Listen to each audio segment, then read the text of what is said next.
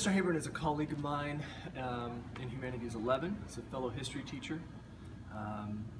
I've worked closely with him, especially in the last project. I've gotten to know him, I think, a lot better. And it's been a very good experience because he is a teacher, a history teacher who, like me, has a real passion for history, and he seems to have a really good relationship with his students.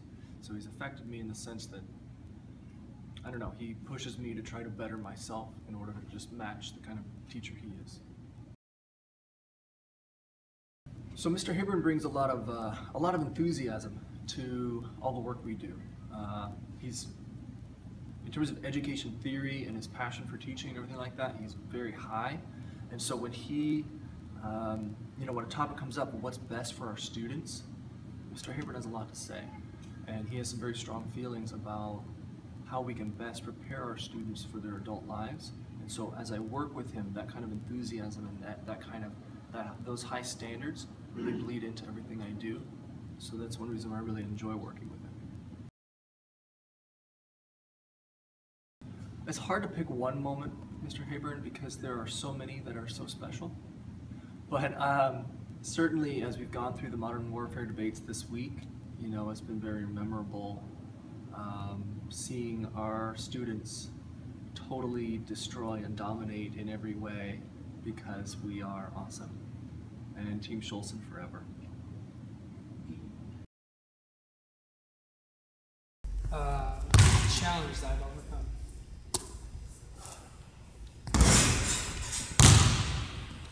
I don't know where to start. Okay, so challenges to overcome. I moved out of my parents' house way too early.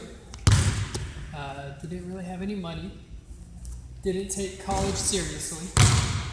I had several low-paying jobs with no real advancement. I spent too much time trying to enjoy life as opposed to planning ahead for my future, and it probably cost me 10 years. Just a lot of mistakes that I made. So challenges for me to overcome were all challenges that I imposed on myself. I could have just stayed at home, went to school like I was supposed to. Really, it's just, my biggest challenge has been me. And so I got things kind of sorted out.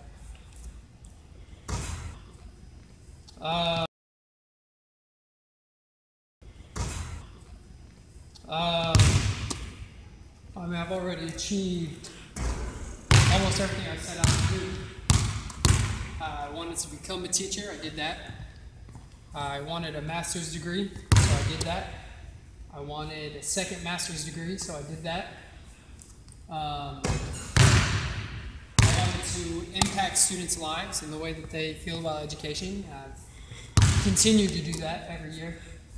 I don't know necessarily that now that there are things, like specific goals and objectives I want to accomplish, but to kind of just continue on the course that I've set.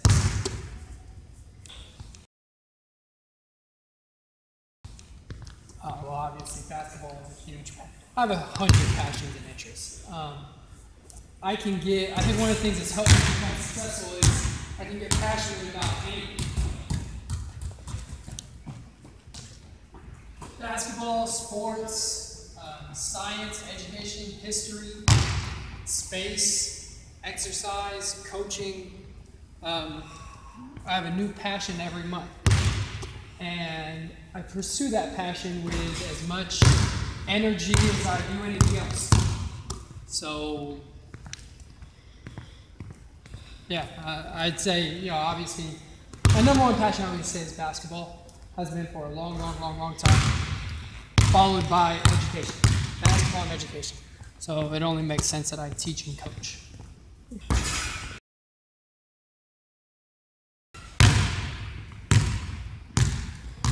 My passion for education, my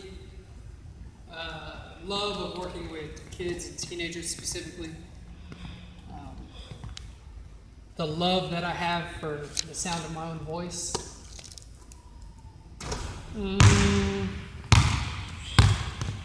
I don't know, really tough because I was not a good high school student. I did not care about my grades and I hated school. But at some point, I guess I just wanted to share with the world the things that I found interesting and the things that I found exciting. I felt like by proxy, everybody should be interested and excited about those things. So I think that logically led me to be a teacher.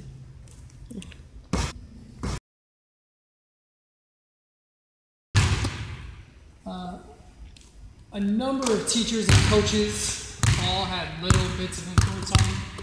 I think the person that influenced me the most would have to have been my dad, but not like in the ways that you might think.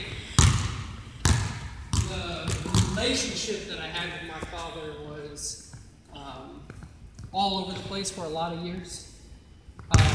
But the thing that never wavered was his support of me, whether it was emotionally or financially, or giving me a place to stay whenever I would drop out of a number of colleges or institutions. I always knew I had an anchor in my dad.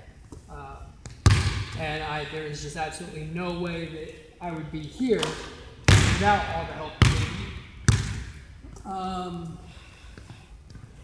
And I wish that he could be here to have seen any of it. Unfortunately, he's not.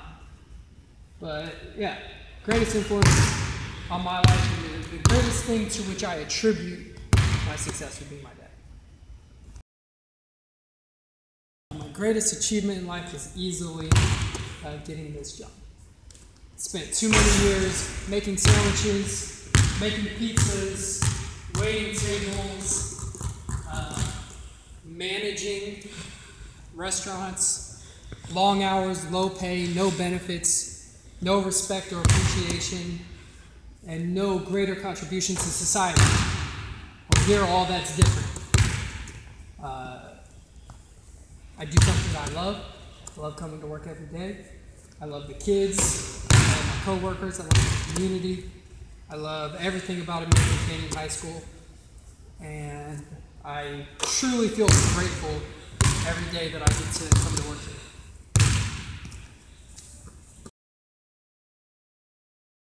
So I met Hayburn in junior year. He was my humanities teacher with Miss Bettini.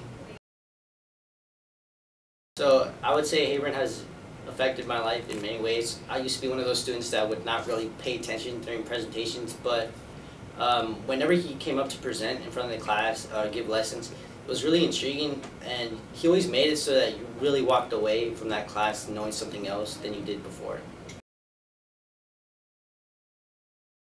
Alright, so memorable moments with Hayburn, I would say most of them would be in class. Me and my friends would usually bag each other, and so one day one of my friends went to the bathroom, and Hayburn actually was the one that came up to me and my friend and told us to go bag our other friend who left the classroom. And I would say the most out of every memory that we have would be our first Saturday school together. We really went to make up our work, and at the time Hayburn didn't like us, but that Saturday we really clicked. So it was just exciting to have a relationship with the teacher, and it was just really good, and it's been a great ride through my senior year having him with me in my yearbook.